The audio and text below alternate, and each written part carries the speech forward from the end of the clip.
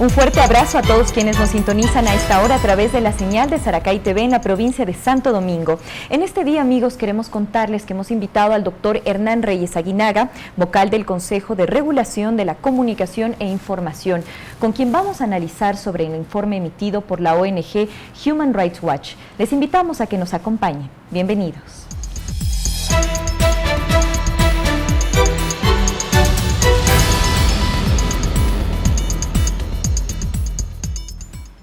Amigos y amigas, agradecerle mucho a nuestro invitado por haber aceptado mantener esta entrevista con nosotros. Doctor Reyes, en el informe mundial de los derechos humanos emitido por la ONG Human Rights Watch, se menciona sobre la libertad de expresión en algunos países. Específicamente en el capítulo de Ecuador, habla sobre una ley de comunicación promulgada, pero con imprecisiones. ¿Qué podemos acotar a esto? Gracias primero por la oportunidad de dirigirme a los ciudadanos del Ecuador. Gracias, doctor. En relación con este tema que es tan importante, de hecho el informe de Human Rights Watch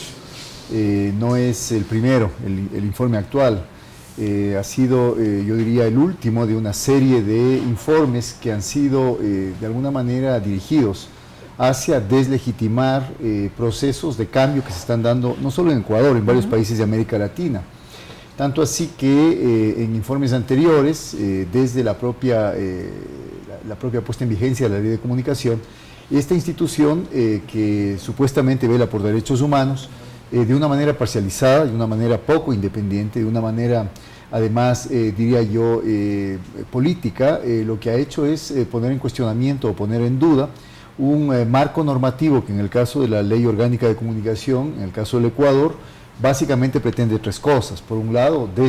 desmonopolizar un campo que había estado en propiedad y en manos de unos pocos grupos, no únicamente vinculados con la acción de los medios de comunicación, sino también con actividades inclusive financieras, bancarias u otras actividades económicas, lo cual hacía que se generen lazos de vinculación y relaciones, diría yo, incestuosas entre estos grupos. En segundo lugar, es una ley que pretende democratizar el derecho a la palabra, el derecho a la comunicación, que pretende de alguna manera abrir el amplio espectro de los medios de comunicación para que sean estos utilizados y para que sean canales de expresión de toda la ciudadanía en su diversidad y en su pluralidad.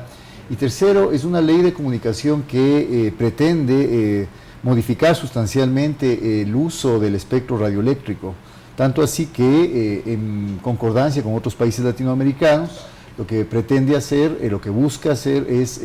buscar una redistribución equitativa de frecuencias, 34% para medios comunitarios, que eran medios que prácticamente no existían en el país, 33% para privado y 33% para públicos. Doctor, entonces, hablan sobre actos de censura con estas imprecisiones supuestas que tiene, como dice el informe. ¿Actos de censura de qué aspecto? No es un discurso nuevo, se trata, yo diría, de un discurso tejido por una serie de organizaciones políticas que también de alguna manera han servido de fuentes de información a organizaciones como Human Rights Watch, que ha trabajado o debe trabajar supuestamente en derechos humanos y que han sido, yo diría, indebida o parcialmente informadas, y en algunos casos han contado con información totalmente distorsionada, provenientes de fuentes interesadas. Basta ver cómo en algunos informes de esta organización se cita como fuente principal, por ejemplo, a la organización Fundamedios, que como todos sabemos en Ecuador ha sido parte de un lobby que ha venido o que vino boicoteando durante 4 años la ley de comunicación, que impidió que se apruebe esta ley en los tiempos previstos por mandato constitucional. Y desde ese punto de vista es información que por un lado no ha sido contrastada, no ha recibido el contrapeso de información provenientes de otras fuentes, y que por otro lado ha manifestado reiteradamente esta intención precisamente de deslegitimar un proceso que tiene una fuerte base social, que tiene una demanda largamente esperada por la ciudadanía en el país, y que desde la aprobación de la ley, posteriormente la instauración de las 2 instituciones que van a aplicar la ley, tanto el Consejo de Regulación y Desarrollo de la Comunicación, que es una organización de corte ciudadano con representación múltiple a la cual me pertenezco, así como la Superintendencia de Información y Comunicación, están ahí precisamente para poder aplicar lo que dice el texto de la ley. Hablar de imprecisiones, hablar de que la ley tiene una redacción que es confusa o hablar de que la Ley Orgánica de Comunicación en el Ecuador está planteando algún tipo de restricción a la libertad de expresión, de pensamiento, de opinión o algún tipo de censura a periodistas o a medios. Y digo yo, indica que no se conoce la situación del Ecuador, la situación previa al año 2007, que no se conoce cómo en el Ecuador han existido frecuentes casos de linchamiento mediático por parte de medios de comunicación hacia instituciones, fundamentalmente hacia instituciones del Estado, precisamente para echar por tierra la potestad, la majestad, la atribución del Estado para ser un agente y un actor fundamental en la redistribución de la riqueza social. Creo que este discurso que echa mano de los viejos principios de una libertad de expresión, pero en términos absolutamente individuales, desde un enfoque totalmente liberal, no comprende que estamos viviendo una época en la cual ahora vamos a aplicar y estamos buscando el ejercicio pleno de derechos de comunicación y de información, que es algo que forma parte de una larga lucha que han tenido los pueblos latinoamericanos por liberarse de cadenas de colonialismo y cadenas de sometimiento a los grupos de poder económico y grupos de poder político. Doctor, es que en este informe también se menciona, por ejemplo, sobre el caso de Clever Jiménez, asambleísta opositor condenado, recordemos, a 18 meses de prisión por injurias contra el presidente de la República.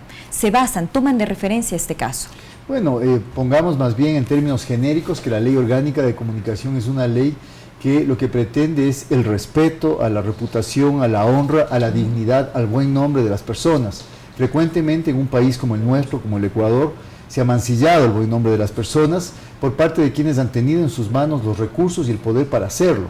En este caso, en el caso precisamente que usted menciona, ha existido una actuación, yo diría, poco ética, no solamente totalmente desatinada y carente de fundamentos, sino poco ética, en el sentido de que por fuera de su tarea como asambleísta, esta persona ha emitido comentarios que no han tenido ningún tipo de fundamentación,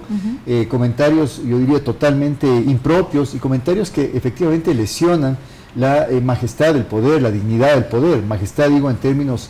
jurídicos, así se habla precisamente del respeto que se tiene que tener a la autoridad, que no es una autoridad libre de críticas, evidentemente, como en ningún país ni ninguna democracia en el mundo, pero cuyas críticas tienen que ser hechas con una base de sustentación. En este caso no hubo aquello y la persona que emitió estos comentarios totalmente